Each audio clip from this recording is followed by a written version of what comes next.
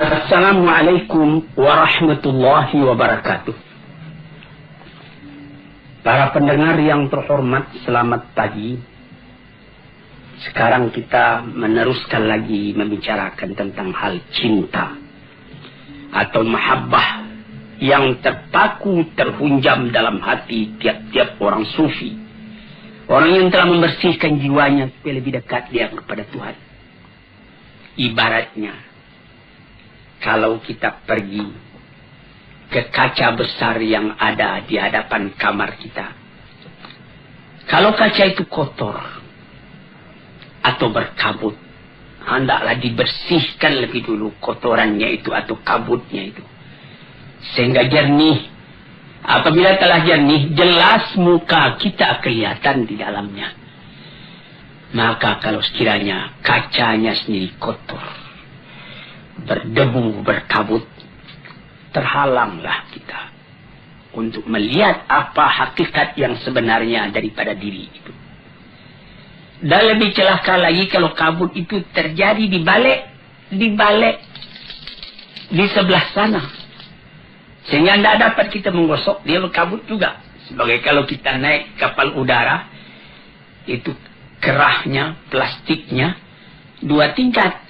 Yang sebelah kita bisa kita hapus dengan tangan sehingga bersih. Tapi masih kotor juga karena yang sebelah lagi belum dapat kita capai dengan tangan kita. Maka usaha kita ialah untuk menjelaskan mahabbah antara kita dengan Tuhan. Membersihkan halangan, rintangan yang menghambat kelihatannya kekurangan-kekurangan kita di dalam menghadap Tuhan itu. Kalau sekiranya misalnya saja dengan sesama manusia, bagaimanapun cintanya kita kepada seseorang. Kalau mata kita kerut, kalau mulut kita busuk, tentu saja tidak sanggup kita mendekati. Yang kita dekati itu jauh daripada kita. Dilihat bukan dia yang salah, kita yang salah. Ini pembersihan. Sebab itu maka sekarang kita masuk kepada yang ke-9.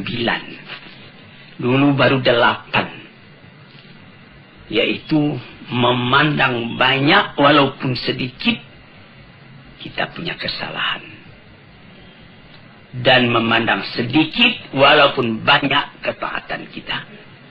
Ini yang ke-9, kita punya penutup dulu, lalu kita janjikan akan masuk kepada yang ke-9. Yang ke-8 itulah dia. At-tasi'u yang ke-9, mu'anaqatul ta'ah wa mubayanatul mukhalafah. Mu'anaqah artinya berpeluk-pelukan. Kita memeluk kepada yang kita peluk, dia pun membalas pelukan kita. Kalau sekiranya kita dengan manusia, misalnya ada kawan kita kembali dari Mekah. Di Mekah baru saja kejadian Masjidil Haram diduduki oleh orang-orang pendurhaka. Kawan kita juga belum pulang. Setelah ditunggu lamanya 17 hari. Alhamdulillah selamat Masjidil Haram tadi daripada serangan. Dan dapat ditaklukkan orang-orang yang memperbuat onar tadi. Kawan kita pun dapat pulang. Kita pergi sambut dia ke Halim Perdana Kusuma. Atau seperti ke Polonia di Medan. Atau ke tempat yang lain. Baru dia turun dari tangga kapal udara itu kita ketemu. Kita peluk dia peluk kita. Kadang-kadang air mata turun, jatuh. Saking cintanya kita kepada dia. Kita sudah berdebar hati kalau dia mati di Mekah. Meskipun dari mati di Mekah itu juga mencapai kesucian. Dia pun menangis, kita menangis. Karena adanya cinta dalam hati. Itu mu'anaqah namanya. Berpeluk, bercium antara kita dengan kawan kita tadi. Ini kita berpeluk, bercium dalam perasaan dengan Tuhan. Mu'anaqatut ta'ah. Karena ketaatan kita kepada Tuhan. Di situ, saudara-saudara yang terhormat, payah saya menerangkannya karena saya pun baru mencoba baru melatih diri, belum sampai kepada taraf yang tertinggi. Bagaimana perasaan kita kadang-kadang apabila kita sampai kepada bacaan inna salati wa nusuki wa mahyaya wa mamati lillahi rabbil alamin la syarika lahu wa bidzalika umirtu wa ana minal muslimin. Sembahyangku, ibadatku, bahkan hidupku dan matiku semua aku serahkan kepada Allah. Ini kita bertelut, menundukkan kepala, melintuhkan hati, menegakkan taat setia kepada Tuhan. Apabila kita punya permintaan dikabulkan, dari sebab tunduknya hati dan ikhlasnya kepada Allah, akhirnya kecintaan kita itu dibalas. Itu namanya mu'anaqatut ta'ah. Berpelukan kita dengan yang kita sembah itu karena ketaatan. Wa mubayanatul mukhalafah, artinya lain daripada yang lain. Kalau sekiranya dalam kita sembahyang menghadap pada Tuhan, kita diganggu oleh perasaan yang lain, oleh amwalun iqtaraftumuha tijaratun takhshawna kasada wa masakinu tardawna. Kita diganggu oleh rumah tangga, oleh kekayaan, oleh kebun, oleh gedung, oleh anak, oleh istri, oleh keluarga. Mubayanatil mukhalafah. Bukan itu yang aku tuju, ya Tuhanku. Engkau yang aku tuju. Yang lain-lain itu alam semua.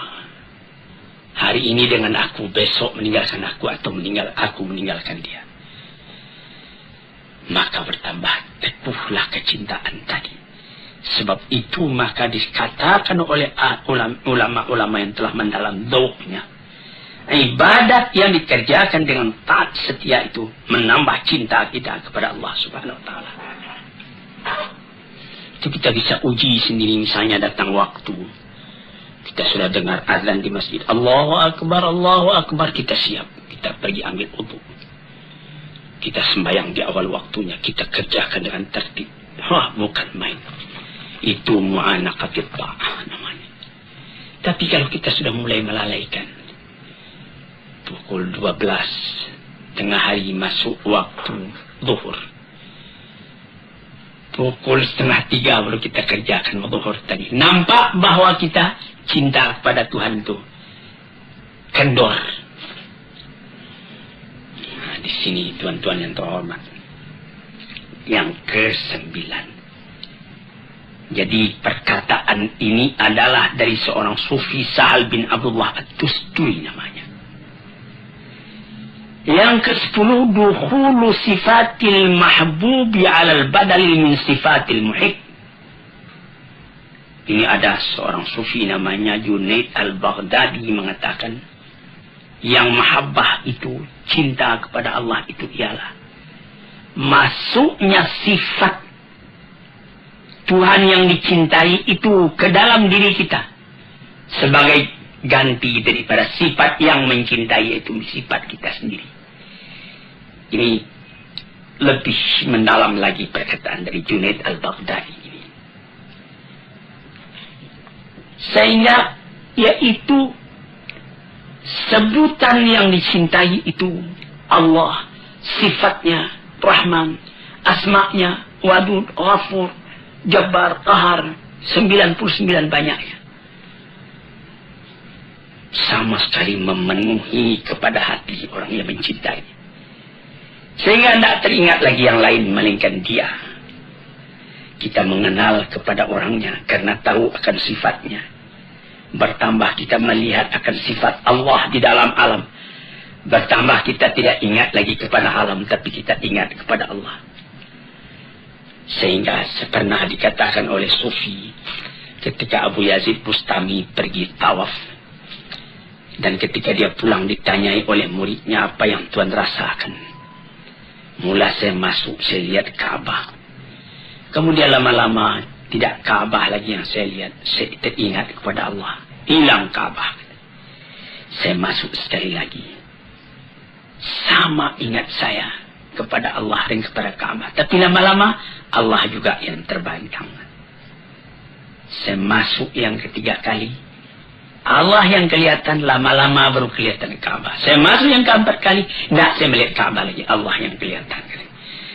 Ini perkataan ahli-ahli tasawuf ini kalau kita dalami, kita alami, kita dalami dan kita alami akan terasa dalam hati. Mata melihat alam, hati melihat Tuhan. Sehingga kemana saja mata memandang, bukan alamnya nampak lagi, Allah yang kelihatan. Dari basar kepada basirah. Jadi katanya Junaid al-Baghdadi itulah mempengaruhi sebutan yang kita cintai itu, sifatnya, namanya di dalam hati kita. Sehingga tidak ada lagi yang lain melainkan itu yang memenuhi hati. Perasaan kita, penanggapan kita yang mempengaruhi ialah perasaan itu. Sehingga segala perasaan, segala penanggapan bertukar sama sekali. Mendapatkan Tuhan. Dengan demikian itu bertambah lama karena latihan itu bertambah, bergantilah sifat kita yang tercela kepada sifat Tuhan yang terpuji, yang tercinta. Sehingga sesuailah sifat kita dengan sifat Allah ala taqatil basyariyah, atas kesanggupannya seorang manusia. Yang ke-12, antahibal kulla kaliman ahbabta fala yabqa laka minka syai'un. Engkau berikan keseluruhannya kepada yang engkau cintai. Ini adalah keinsafan belaka. Karena kalau kita fikirkan, tidak ada yang kita punya di dalam alam ini sama sekali kepunyaan Tuhan. Walaupun songkok yang kita pakai, baju yang kita pakai, celana, sepatu, arloji dan lain-lain yang lekat di badan kita ini, tambah kita dalami, ini sama sekali cuma pinjaman. Dengan takdir dan dengan izin Allah Subhanahu Wa Taala, saya bikinlah gubuk-gubuk saya di Kebayoran Baru dari Perintah nomor 3 nomor 1. Beberapa tahun yang lalu, kira-kira 20 tahun yang lalu, ada kawan bertanya, ini rumah Buya ini, rumah Tuhan ini, rumah Bapak ini.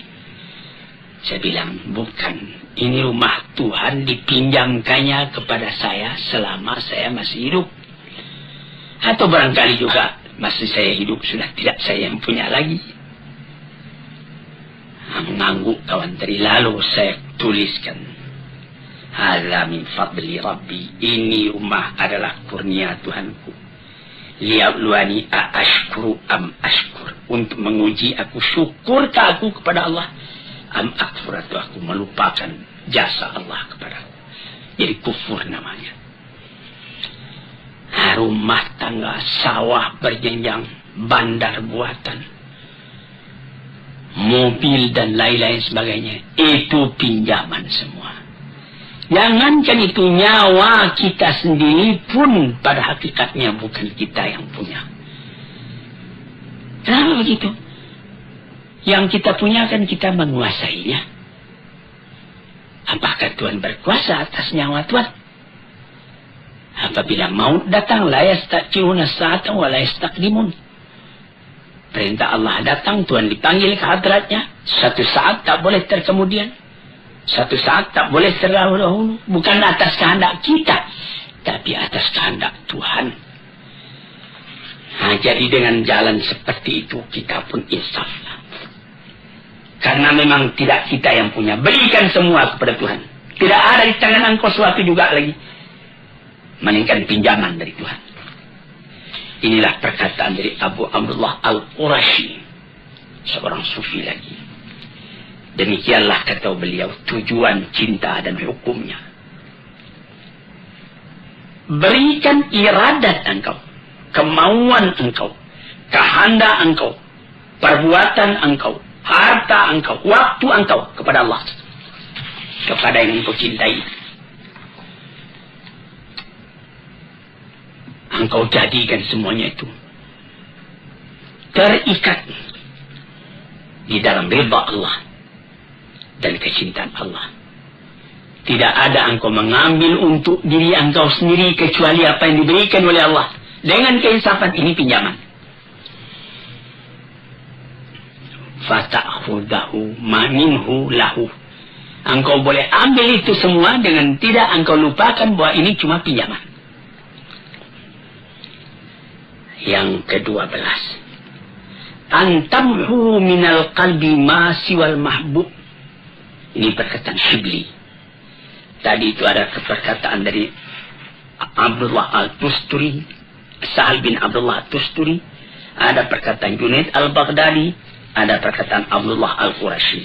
Sekarang perkataan Shibli. Apa kata beliau? Antamhuwa minal qalbi ma siwal mahbub. Hapuskan dari hati selain dari yang kita cintai. Jadi la ilaha illallah dilanjutkan lagi. Apa lanjutnya? La maujud illallah. Tapi di sini juga lebih mendalam ini. Kalau tidak hati-hati nanti kita bisa jadi wahdatul wujud. Tapi jangan mesti sampaikan. Yaitu tidak ada yang ada ini kecuali Allah punya. Aku sendiri pun dia yang punya. Kalau kita punya cinta sejati kepada Allah mau didudukkan, inilah kesempurnaannya, kata Shibli. Selama dalam hati ada sisa lagi tempat buat yang lain, cinta itu sudah meragukan. Ini yang ke-12. Yang ke-13, iqamatul itabi ala dawam. Tegakkan penyesalan selalu. Tegakkan penyesalan selalu. Apa maksudnya? Allah tazala atiban ala nafsika fi marbatil mahbub. Wa la tarda lahu fiha amalan wala halan. Yaitu engkau selalu menyesali dirimu. Apakah pekerjaanmu ini sudah sempurna? Masih belum. Masih banyak yang kurang. Nikmat terlalu banyak sebagaimana di dalam nomor 7 dulu, istiqlalul kathir min nafsika wa istiqsarul qalil min habibika. Memandang sedikit walaupun banyak yang engkau kerjakan. Memandang banyak walaupun sedikit nikmat yang engkau terima dari Tuhan. Tuan-tuan yang terhormat, kalau Tuan pelajari, Tuan renungkan pengajian tasawuf ini, barangkali banyak kesulitan dalam rumah tangga yang dapat Tuan obat sendiri. Saya hampir tiap petang orang datang ke rumah saya, mengadakan konsultasi, menanyakan keadaannya, menyebut kesusahannya dan lain-lain sebagainya. Ada yang mengatakan, saya sudah menjalankan fatwa Bapak. Saya sudah tahajud kalau malam. Kalau siangnya saya sudah sembahyang duha sampai 8 rakaat. Saya sudah mengerjakan sembahyang tobat hampir saban hari. Saya sudah mengerjakan sembahyang tasbih dan lain-lain sebagainya. Apakah itu sudah sempurna? Nah, disinilah kajian ke-13. Selalu tanyai diri. Karena menurut yang saya terima dari guru saya, ayah saya, Syekh Abdul Karim Amrullah, beliau mengatakan dalam riwayat yang beliau baca, Sayyidina Abu Bakar Siddiq itu badannya kurus, matanya cekung, perutnya kempis. Lalu ditanyai orang, inilah yang beliau anukan. Selalu menyelidiki diri, menyesali diri masih kekurangan. belum tercapai apa yang dikehendaki oleh Tuhan yang dicintai. Pandang diri ini kecil. Orang yang semacam engkau kecilnya akan mempertalikan cinta dengan Tuhan yang maha besar, maha agung. Siapa engkau wahai? Tiliklah diri apakah sudah sampai taraf iman kita, taraf amal kita, ibadat kita kepada yang patut. Sampai Nabi kita sallallahu alaihi wasallam sendiri saban malam beliau tahajud. Siti Aisyah juga tahajud. Habis tahajud beliau sudah tidur kembali istirahat. Nabi masih saja tahajud. Hatta tawarramat qadamahu, sampai pegal dia punya kaki keduanya. Siti Aisyah bertanya, mengapa sebanyak itu Tuhan sembahyang? Padahal Tuhan punya dosa kan sudah diampuni. Apa jawab beliau? Alam akun abdan syakura. Apakah tidak pantas kalau aku bersyukur kepada Tuhan, katanya. Dan pun Nabi mengatakan, orang yang beriman itu memandang dosanya sebagaimana dia duduk di bawah bukit, takut jatuh bukit itu kepada dirinya. Tidak ada dosa yang kecil, semua dosa dianggapnya besar. Yang di dalam kata modern tabkitul bangir, atau tolakkan hati atas perbuatan sendiri yang salah. Sekian 24 jam sehari semalam disediakan buat beribadat kepada Tuhan. Tidaklah cukup kita memenuhi yang 24 jam itu dengan ibadat. Melainkan kelalaian juga yang ada. Kita sembahyang, tapi kita berjalan lagi, kita bekerja lagi. Memang Tuhan juga yang menyuruhkan. Tapi berapakah lamanya kita ingat kepada Tuhan? Nah, inilah yang nomor 13. Yang ke-14. Tughara 'alal mahbub an yuhibbahu mislak. Ini perkataan Syibli juga. Apa katanya? Engkau cemburu kepada Tuhan yang engkau cintai itu. Kenapa? Orang yang semacam engkau mencintainya. Memandang hinanya, kecilnya diri. Sebagai sambungan penjelasan dari nomor 13 tadi. Lihat, apakah baru yang saya dapat kerjakan? Dalam umur yang terbatas ini, dalam tenaga yang terbatas ini, dalam angan-angan yang menggerek langit, tetapi kita tidak dapat terbang ke udara. Jadi, terpandang besarnya Tuhan, terpandang kecilnya diri, dan diri yang kecil itu tidak dapat melepaskan diri dari rahmat dan nikmat Tuhan. Apakah usahaku membalas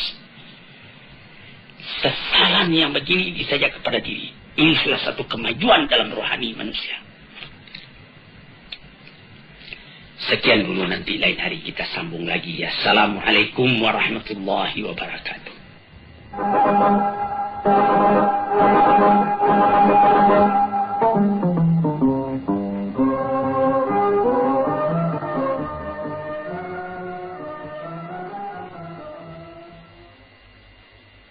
Assalamualaikum warahmatullahi wabarakatuh.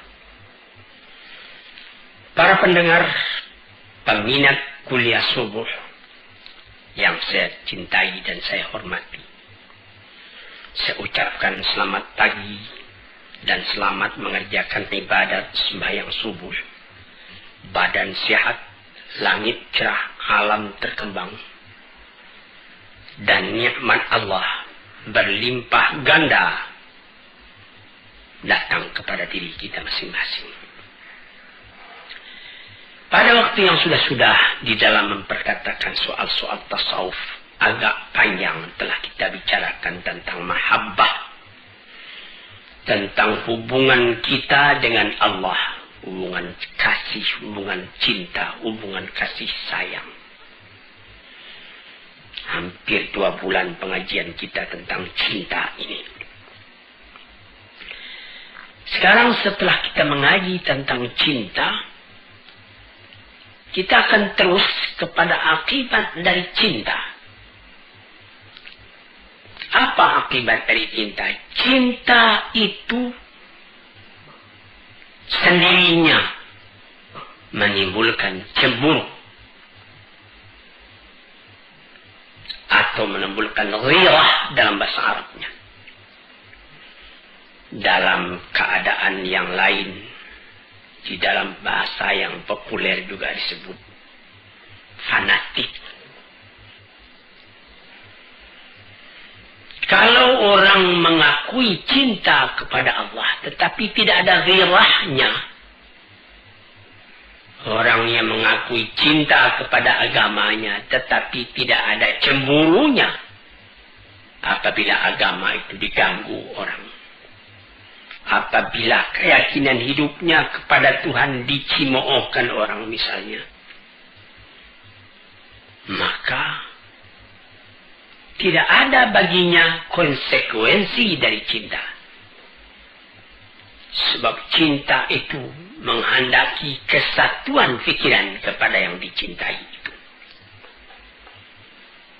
Sekarang ini kita masuk membicarakan tentang soal ghirah itu. Soal cemburu itu. Ini panjang lebar juga dibicarakan di dalam Al-Quran ataupun di dalam hadis. Yang mula-mula dijadikan menjadi dasar ketika membicarakan tentang ghirah, tentang cemburu, atau dalam bahasa sehari-hari yang telah banyak kita pakai tentang fanatik, adalah sabda Allah Subhanahu wa Ta'ala yang tersebut di dalam Al-Quran. Innama harrama rabbiyal fawahisha ma zahara minha wa ma batan. Apa artinya? Sesungguhnya tidak lain yang diharamkan oleh Tuhanku ialah perbuatan yang keji, baik yang nyata atau yang tersembunyi. Jangan berbuat keji. Keji itu menimbulkan ghirah dalam hati orang yang beriman. Ini dijelaskan di dalam hadis yang dirawikan daripada Abdullah bin Mas'ud radhiyallahu anhu, sahabat Rasulullah, di dalam sebuah hadis yang sahih riwayat Bukhari dan Muslim. Qala Rasulullah sallallahu alaihi wasallam, ma ahadun aghyar min Allah. Tidak ada sesuatu jua pun yang lebih cemburu dari Allah. Allah itu sangat pencemburu. Buktinya ialah dia mengharamkan segala perbuatan yang keji, baik yang terang atau yang tersembunyi. Allah tidak mau. Maunya Allah Ta'ala itu yang bersih. Jadi kita mesti berusaha. Tambah lama kita tambah bersih, tambah kita dekat kepada Allah Subhanahu wa Ta'ala. Tambah kita punya cinta berpadu dengan Tuhan. Nah, di sini kita melihat Tuhan Allah itu katanya dalam hadis ini, tidak ada seorang pun yang lebih cemburu dari Allah. Setengah daripada tanda cemburunya, Tuhan itu mengharamkan perbuatan yang keji, baik perbuatan itu nyata, kelihatan, atau perbuatan itu batin. Perbuatan yang misalnya yang lahir. Misalnya anak muda mengganggu seorang gadis misalnya di tengah jalan, itu namanya perbuatan keji. Atau tidak kelihatan oleh orang lain, tapi dalam hati kita sendiri ada niat busuk. Nah, itu amabatan namanya. Kita ketawa dengan orang, tapi kita punya hati benci kepada orang. Nah, itu namanya yang batin itu. Kita hendak menganiaya kepada orang tadi. Nah, sebab itu maka dijagalah perbuatan yang lahir yang akan nyata kepada sesama manusia atau akidah yang batin. Kalau sekiranya rasa-rasa batin itu masuk, lekas perangi. A'udzubillah, aku berlindung kepada Allah. Sehingga hilang perasaan-perasaan yang tadinya yang batin itu. Jadi di situ maka kecemburuan Tuhan itu pun dapat dihindarkan. Lantas kemudian sambungan hadis, wa ma ahadun habba ilahi madah minallah. Wa min ajli dzalika asna ala nafsihi. Tidak ada seorang pun yang lebih suka akan pujian melainkan Allah. Sehingga beliau sendiri pun asna ala nafsihi, memuji kepada dirinya. Jadi bagi Allah bukanlah namanya tawadhu, merendahkan diri kalau dia dikatakan Allahu la ilaha illa ana. Saya yang Tuhan, tidak ada Tuhan yang lain. Itu bukan kesombongan. Tapi itu adalah daripada alamat kecintaannya Tuhan kepada Tuhan. Pujian atas perbuatan Tuhan itu. Dan memang tidak namanya mengambil muka. Kalau kita lihat keindahan alam lalu Tuhan kita puji. Alhamdulillah, segala puji bagi Allah Rabbul Alamin. Rabbil Alamin, Tuhan dari seluruh alam ini. Maka Allah pun memuji kepada dirinya. Kemudian itu ma ahadun ahabba ilayhi al-'udhr min Allah. Dan tidak ada seorang pun yang lebih disukai daripada orang yang merasakan kekurangan pada dirinya, mengakui kekurangan itu. Tuhan Allah tahu kekurangan kita itu, kelalaian kita itu, tidak tahu jalan. Maka dibuktikan oleh Tuhan hal itu dengan mengirim rasul-rasul.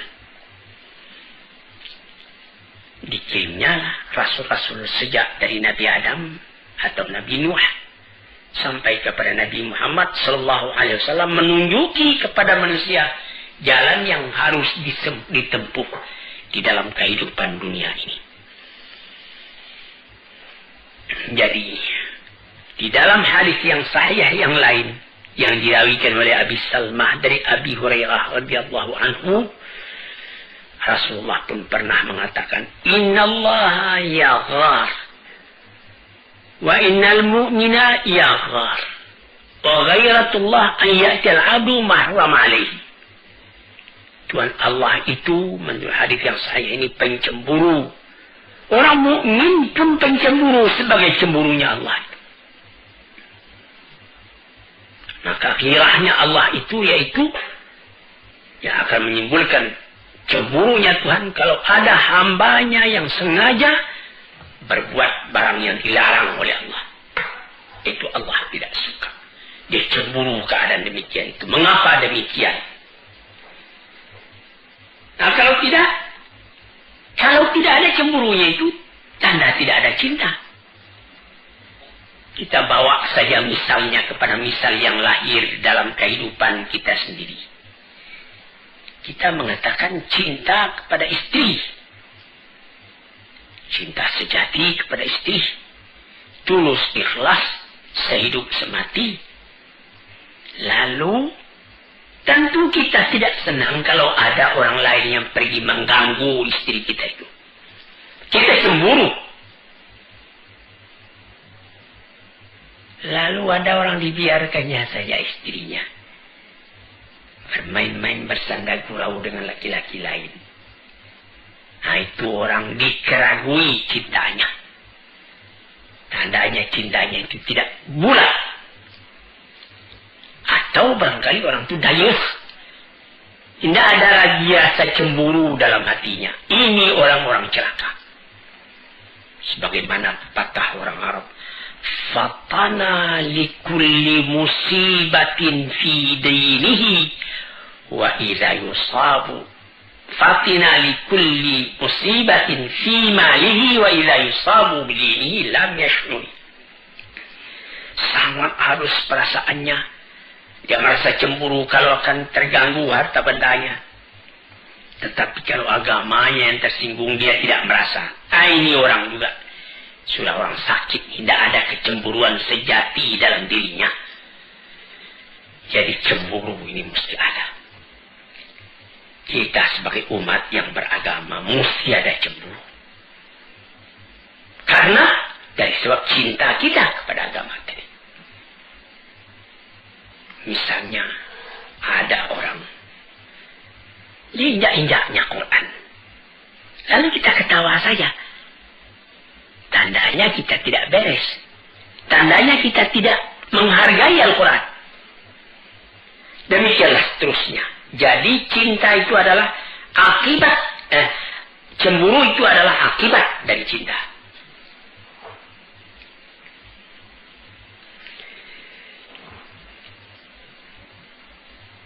Termasuk di dalam cinta itu disebutkan di dalam surat dalam Quran, wa idza qara'tal qur'ana ja'alna bainaka wa bainal ladzina la yu'minuna bil akhirati hijaban mastura. Ini orang yang tidak timbul cemburu dalam hatinya. Apabila engkau baca Al-Quran, kami jadikan di antara engkau dan di antara orang-orang yang beriman, yang tidak beriman kepada hari akhirat, ada dinding penutup. Ya, benar. Misalnya orang yang beriman didengarnya Al-Quran. Wa idza tuliyat alaihim ayatuna zadathum imana. Apabila dibacakan orang kepadanya ayat Al-Quran, bertambah imannya. Tapi ada orang saban hari baca Quran, tidak tergeser kepada hatinya, cuma baca saja. Nah, itu hijab mastura, ada dinding itu. Yang apatah lagi orang yang memang tidak senang mendengarkan Quran. Ka'anna fi idunaihi waqra, seakan-akan dia menaruhkan penyumbah pada telinganya, tidak mau mendengar. Nah, ini orang hijab mastura, tertutup telinganya. Sebab itu tidak ada gairahnya. Jadi jangan tuan tubuh kalau orang yang cintai kepada agamanya, lalu dia sembahyang dia awal waktu, atau dia dalam perjalanan, hari sudah sore, waktu asar sudah hampir habis.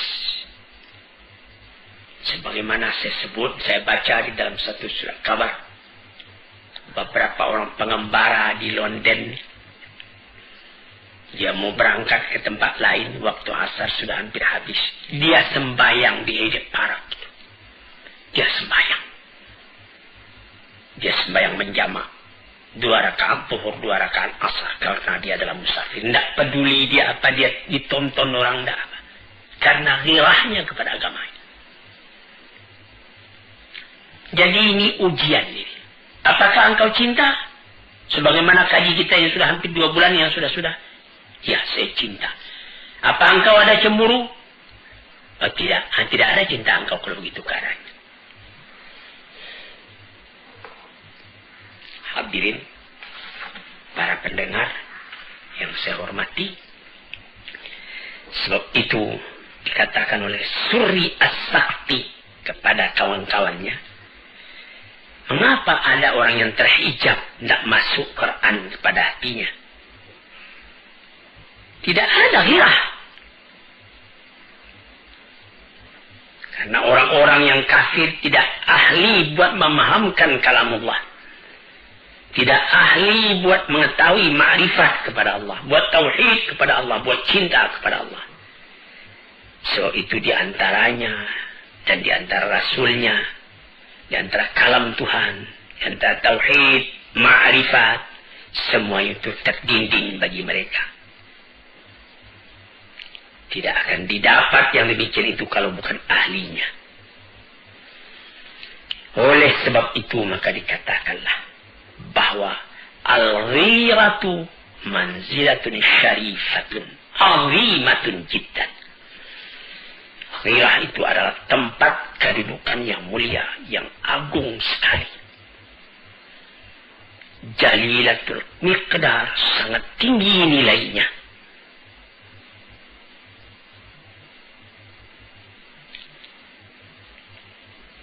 Nah, di situ. Jadi ghirah itu yaitu tidak suka dicampuri, tidak suka diganggu gugat hubungan kita yang begitu mesra dengan yang paling kita cinta.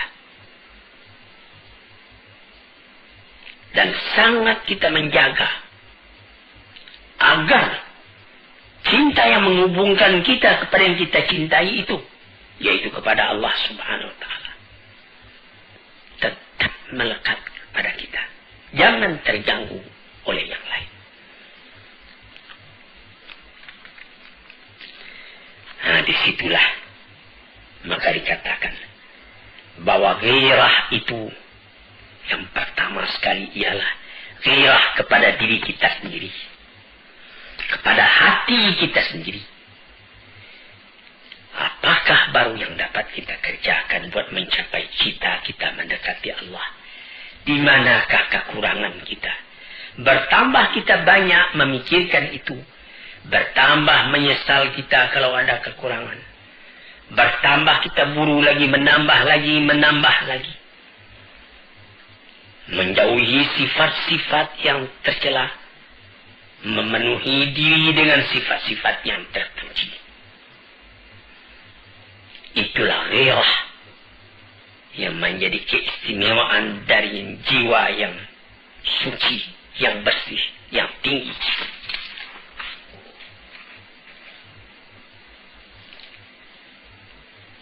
Maka jiwa atau diri yang rendah tidak dapat mencapai itu.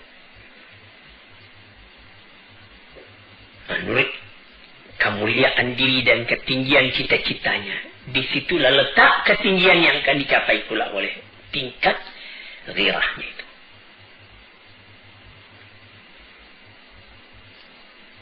Dibagi pula oleh ahli-ahli tasawuf ghirah itu. Ghirah Allah kepada hambanya dan ghirah hamba terhadap Tuhannya.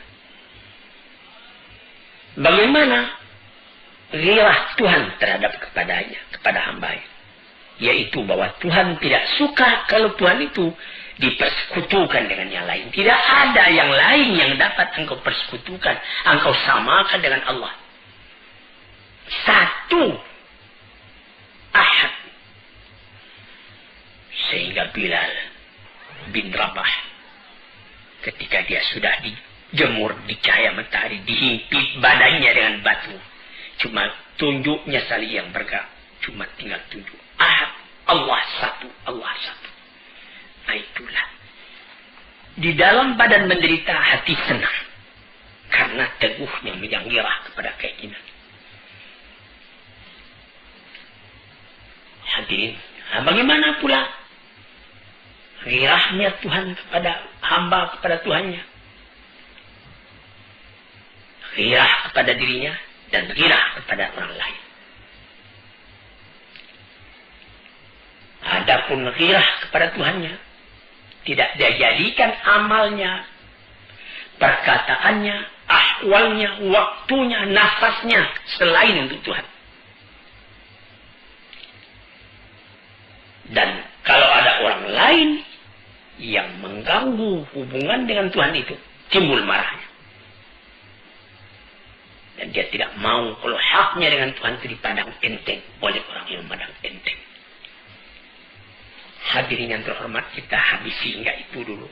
Agak 2-3 kali lagi kita bicarakan pula tentang hal ghirah itu. Ghirah akibat daripada mahabbah.